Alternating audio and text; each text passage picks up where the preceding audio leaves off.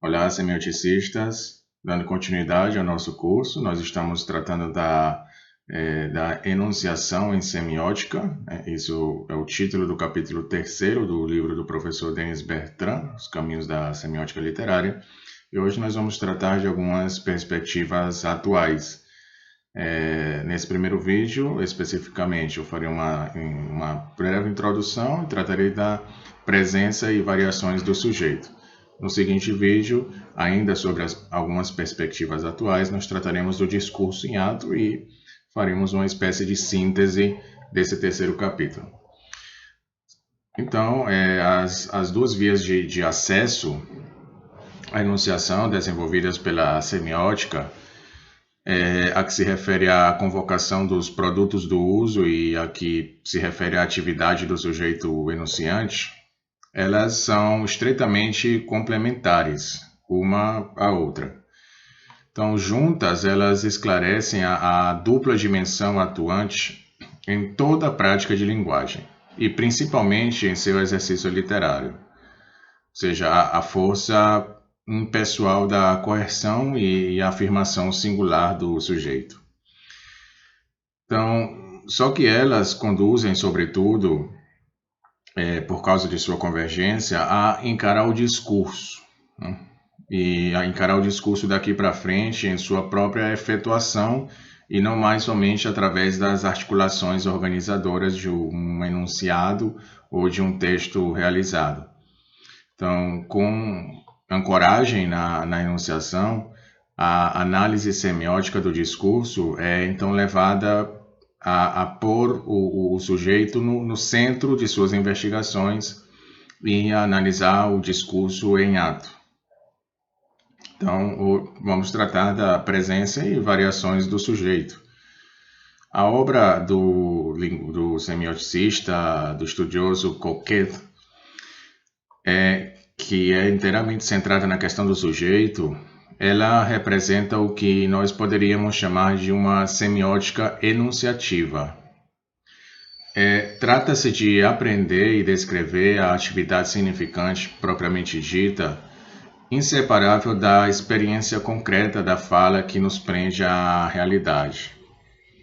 E nessa perspectiva, a teoria da significação concede a primazia ao discurso como ato fundador daquele que, ao enunciá-lo, se enuncia e se afirma.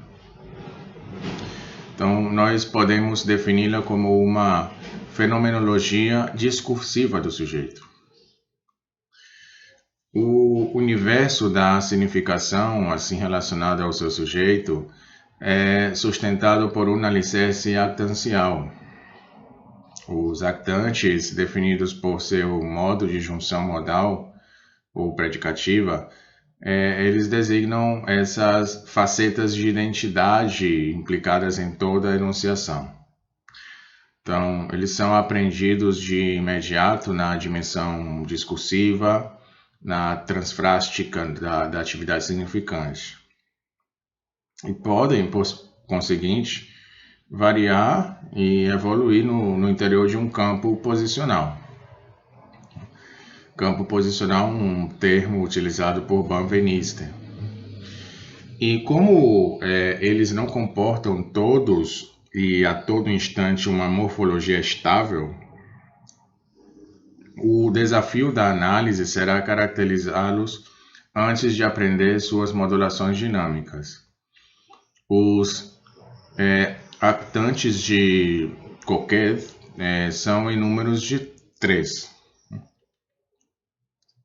Eles possuem o nome de código que, marcando sua natureza puramente posicional, indica que podem passar de uma posição a outra, ou seja, primeiro actante, segundo actante, terceiro actante. O primeiro actante, ele se divide em duas instâncias, o não sujeito e o sujeito. O não sujeito é o actante puramente funcional, cuja atividade é a predicação sem assunção de seu ato, a predicação irrefletida. Por outro lado, o sujeito ele é o actante pessoal, cuja atividade é a assunção, a asserção assumida, que implica o julgamento. Então, retomando a fórmula de Benveniste, que diz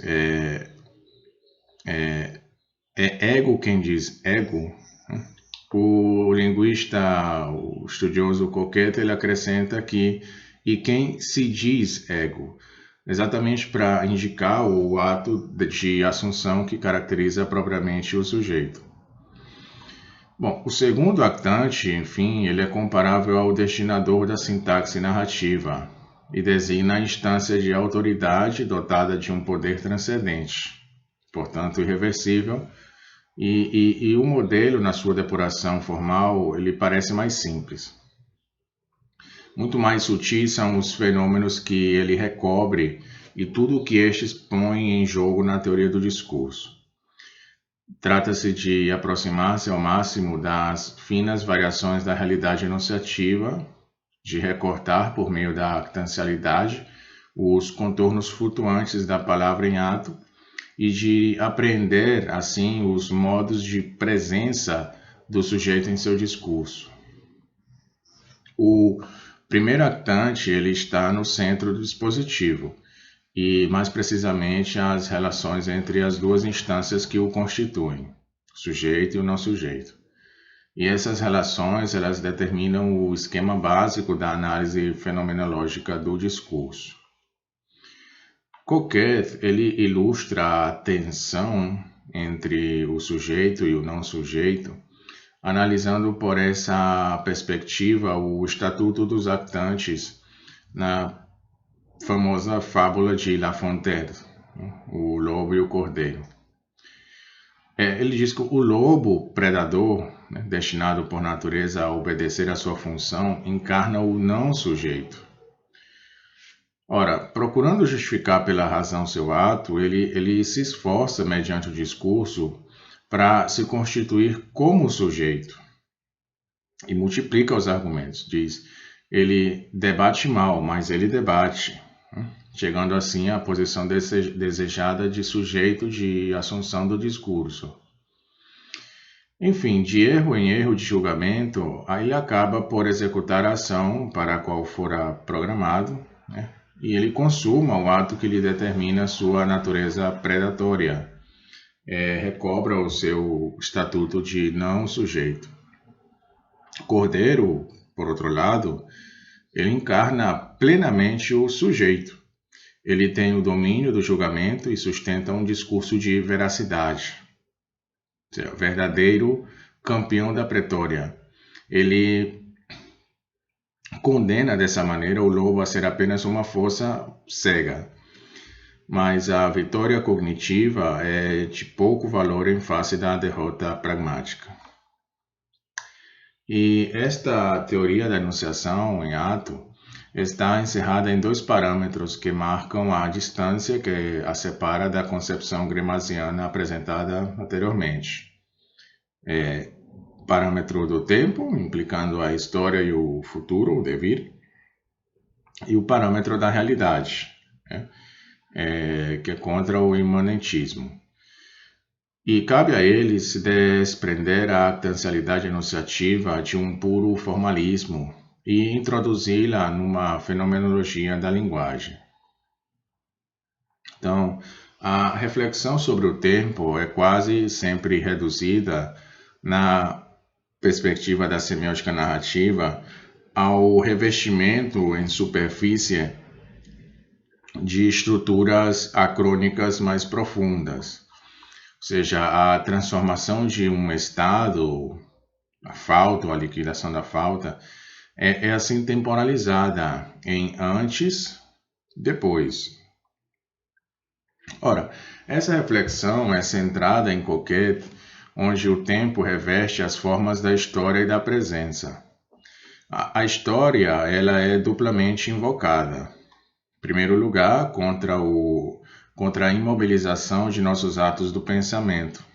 O retorno à história das ideias é um precioso antídoto. E as posições teóricas da semiótica enunciativa são assim cuidadosamente situadas na historicidade das ciências da linguagem, através de suas filiações e bifurcações epistemológicas. Bom, duas grandes linhas, então, se definem.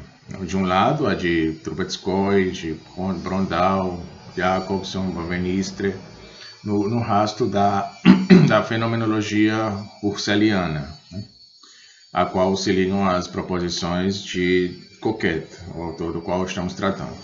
E do outro lado está a de Saussure, a de Helmsleth, a de Greimas, né, que seria de caráter formalista, logicista e estruturalista, no estrito senso. Então, a história ela é aqui colocada a serviço do debate contraditório que polemiza a existência de dois paradigmas, ou seja, uma semiótica da realidade contra uma semiótica da imanência, uma semiótica da enunciação contra uma semiótica do enunciado, uma semiótica subjetal contra uma semiótica de abordagem, uma abordagem objetal, uma apreensão do sentido como contínuo contra uma apreensão descontínua, fundamentada nas oposições categoriais. Mas a história também se coloca, de resto, no interior das próprias proposições teóricas. Aparece como um dos componentes constitutivos da identidade actancial do sujeito, tendo a perspectiva sintagmática da análise o propósito de acompanhar tão de perto quanto possível, até a abolição do limite, a história transformacional do actante. Ou seja, o sujeito é a partir disso definido por dois critérios: o juízo e a história que molda o actante. Certo? Então, prolongando a inserção histórica, as relações entre o tempo e o discurso concernentes às questões da presença e do devir são exploradas e seus desafios evidenciados. O autor opõe, então, o tempo cronológico, descontínuo, quantitativo, conjugável e aspectualizável, relacionado ao terceiro actante, o qual faz dele um instrumento de seu poder veredictório, exatamente opõe ao tempo linguístico, contínuo, qualitativo, centrado na presença e no devir, que se prende, por sua vez, ao primeiro actante. A tese defendida por Coquet é que o tempo cronológico está subordinado ao tempo linguístico. A coerência e a homogeneidade do primeiro, aparentes ou reconstruídas pelo imaginário gramatical, se acham na realidade na dependência do tempo da presença, que é o próprio do segundo, ou seja, fonte do tempo, ou seja, o presente é essa presença no mundo que somente o ato de enunciação torna possível. Ora, o presente é literalmente monopolizado pelo terceiro actante, que é social, ideológico, logicista, gramatical, etc., que oculta, assim, o tempo sempre iminente, volátil e real da presença. E este é o problema do primeiro actante, do qual o terceiro actante é apenas uma projeção histórica e cultural. E no interior do primeiro actante, essa inserção no presente diz respeito mais precisamente ao não sujeito, que é uma instância pré-assertiva subtraída à estrutura do juízo, a quem cabe experimentar o que o sujeito e o terceiro actante não conseguem jamais. A dissolução do tempo no presente da presença, exatamente isso. E é uma experiência dessa natureza que o empreendimento de Proust não restitui. Então, compreende-se que essa apreensão fenomenológica do tempo conduz a Coquet a acabar com o tabu da substância e da realidade na teoria da significação. Ou seja, é preciso tornar o espaço discursivo, diz Coquet, um espaço mais acolhedor para a substância. E isso leva a opor ao famoso princípio da imanência o princípio da realidade. Ou seja, na verdade, somente a crítica da imanência, segundo a qual A língua é um objeto abstrato onde só contam as relações entre os termos e para a qual os fenômenos entram num sistema fechado de relações, é somente a crítica da imanência que permite entreabrir a análise do discurso e de seu sujeito para o espaço da presença real e efetiva no mundo, e rasgar a tela que barra o caminho dessa inserção, implicada pela própria existência da linguagem.